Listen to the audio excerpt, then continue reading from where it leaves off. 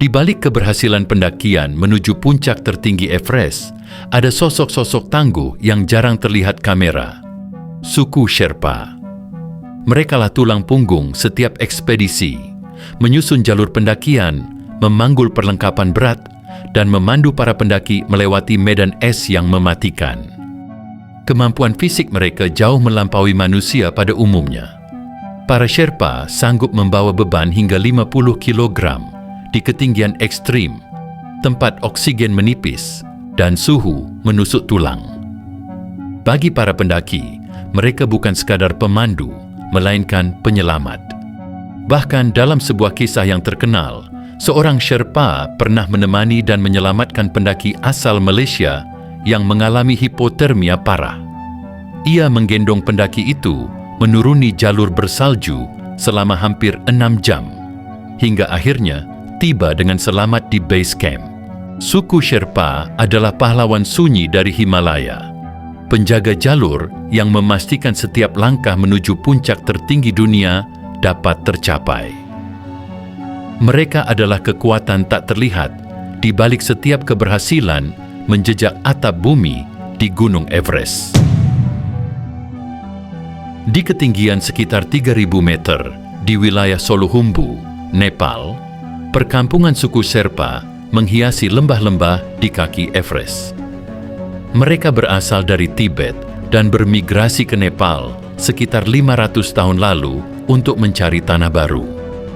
Pada awalnya, mereka hidup sebagai petani dan penggembala yak, hingga memasuki awal abad ke-20 ketika ekspedisi Eropa mulai berdatangan. Sejak saat itu, banyak Sherpa beralih menjadi pemandu gunung. Keahlian mereka begitu luar biasa hingga kata Sherpa sering disalahartikan sebagai sebutan untuk pemandu pendakian di berbagai negara. Padahal, kekuatan mereka bukan sekadar latihan, melainkan juga warisan biologis. Penelitian menemukan bahwa suku Sherpa membawa mutasi gen EPA1 yang memungkinkan tubuh mereka memanfaatkan oksigen secara jauh lebih efisien di ketinggian. Mereka tidak mengalami lonjakan sel darah merah berlebihan seperti pendaki lain, membuat darah tetap cair, dan mengurangi risiko penyakit ketinggian. Sejak kecil, Sherpa hidup di bukit-bukit terjal, mengangkut beban berat, dan bernapas di udara tipis. Lingkungan ini membentuk otot, keseimbangan, dan ketahanan tubuh yang luar biasa.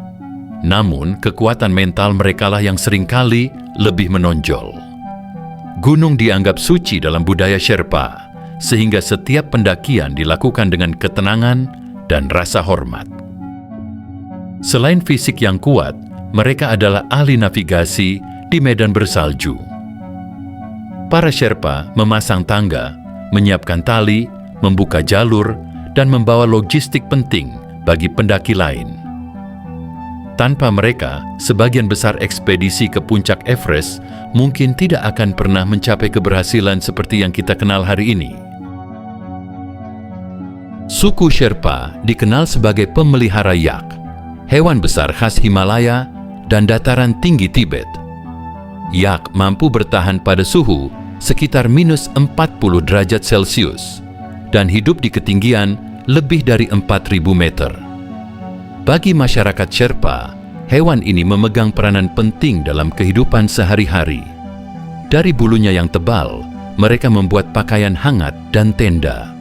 Sementara susu yak diolah menjadi mentega dan keju, menjadi sumber gizi utama di wilayah yang miskin bahan pangan.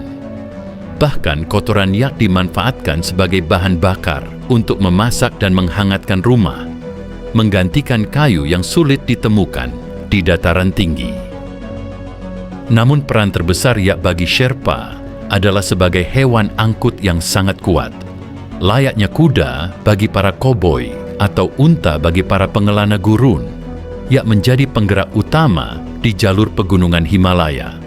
Dengan tubuh kokoh dan langkah stabil, hewan ini mampu membawa beban mendekati 100 kg, melintasi jalur sempit, berbatu, serta tertutup salju, rute yang mustahil dilalui kendaraan modern.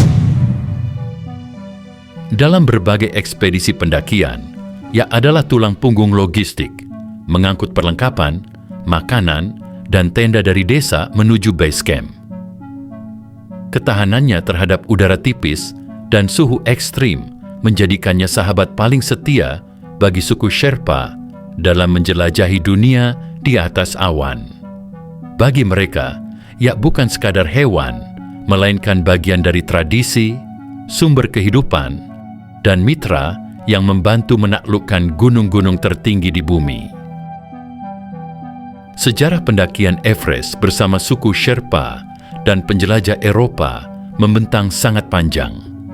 Sejak awal era 1920-an, para petualang Eropa yang dibantu Sherpa berusaha menaklukkan puncak tertinggi di dunia, Gunung Everest, yang menjulang hampir 8.848 meter di atas laut.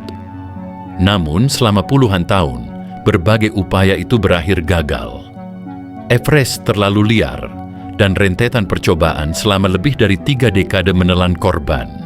Lebih dari belasan Sherpa dan penjelajah tewas akibat longsor, kelelahan, hipotermia, serta kurang oksigen.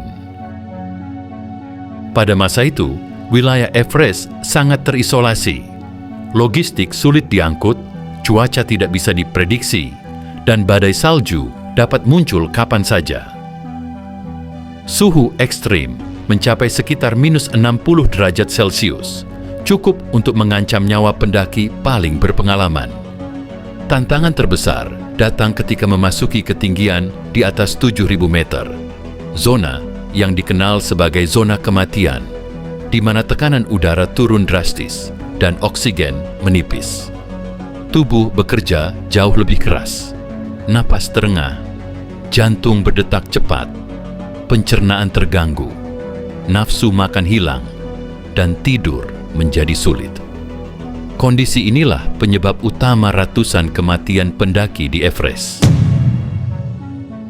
Tonggak sejarah baru terukir pada akhir Mei tahun 1953. Sir Edmund Hillary dari Selandia Baru bersama Tenzing Norgay, seorang pemandu Sherpa legendaris, resmi menjadi manusia pertama yang berdiri di puncak Everest. Pendakian ini merupakan bagian dari ekspedisi Inggris yang dipimpin John Hunt, disponsori oleh Royal Geographical Society dan Alpine Club. Setelah berminggu-minggu menghadapi medan ganas dan cuaca brutal, Hillary dan Tenzing berangkat dari perkemahan terakhir yang berada di ketinggian sekitar 8.500 meter. Tantangan terbesar mereka adalah Hillary Step, tebing curam yang menutup jalur menuju puncak. Dengan ketenangan dan kemampuan teknis yang luar biasa, keduanya berhasil melewatinya. Menjelang tengah hari, mereka akhirnya berdiri di titik tertinggi di permukaan bumi.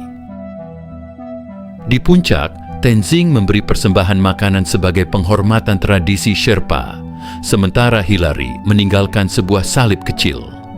Setelah sekitar 15 menit menikmati kemenangan itu, mereka turun dengan selamat dan membawa kabar yang menggema ke seluruh penjuru dunia. Saat kembali, Hillary disambut sebagai pahlawan dan menerima gelar kebangsawanan dari Ratu Elizabeth II. Tenzing pun dihormati sebagai pahlawan nasional, namun ia rendah hati dengan menegaskan bahwa keberhasilan itu adalah hasil kerja keras bersama. Menjadi pemandu di Gunung Everest adalah salah satu pekerjaan paling berbahaya di dunia. Namun bagi suku Sherpa, risiko itu sebanding dengan imbalannya.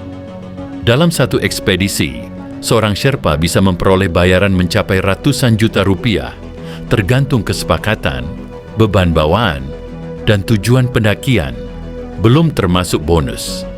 Satu ekspedisi berlangsung sekitar 2 bulan, sehingga mereka hanya perlu bekerja 1 hingga 2 kali dalam setahun.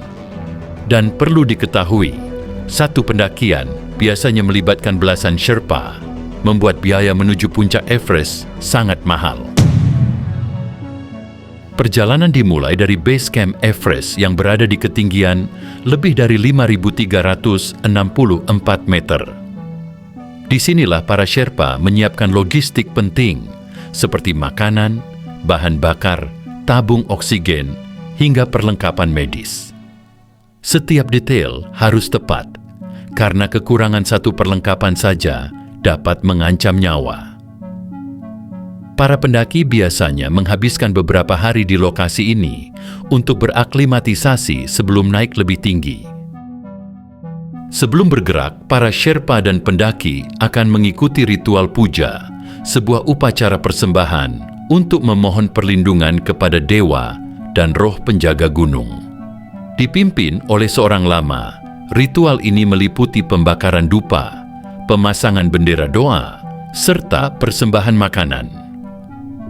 Setelah doa selesai, mereka menari bersama sebagai simbol keberanian dan harapan baik sebelum menghadapi perjalanan berat. Tugas-tugas Sherpa kemudian dimulai. Pertama, tim Icefall Doctor membuka jalur melalui Khumbu Icefall, sebuah kawasan es bergerak penuh celah dan bongkahan raksasa. Mereka memasang tangga aluminium dan tali pengaman agar jalur aman dilalui. Kedua, tim High Altitude Porters bertugas membawa perlengkapan vital, oksigen, tenda, dan persediaan makanan dari base camp ke camp berikutnya hingga camp 4. Mereka terus bolak-balik menjaga agar logistik tetap tersedia. Ketiga, para Sherpa pemandu mendampingi pendaki, mengawasi kondisi kesehatan, memastikan ketersediaan oksigen, serta membantu membawa sebagian perlengkapan. Keempat, tim cuaca dan navigasi menganalisis kondisi angin dan salju untuk menentukan waktu terbaik menuju puncak. Ujian terberat hadir ketika memasuki camp 4, berada di sekitar 7.950 meter, wilayah yang dikenal sebagai zona kematian. Di sini, tubuh manusia mulai melemah, oksigen menipis, dan setiap langkah terasa menambah beban berkali lipat. Banyak pendaki tidak dapat kembali dari titik ini. Sejak awal era pendakian Everest, ratusan orang telah kehilangan nyawa, sebagian besar masih membeku di lereng karena evakuasi yang hampir mustahil. Namun berkat ketangguhan para Sherpa, pendaki tetap melangkah menuju atap dunia. Di ketinggian lebih dari 8.800 meter, puncak Everest akhirnya tercapai. Tetapi bagi Sherpa, ini bukan garis akhir. Mereka tetap memandu semua pendaki turun dengan selamat. Tanggung jawab yang bagi mereka lebih penting daripada merayakan kemenangan. Pada akhirnya, di balik kejayaan para pendaki, Sherpa adalah napas kehidupan Everest. Mereka yang menjaga, memandu, dan memastikan setiap langkah kembali pulang.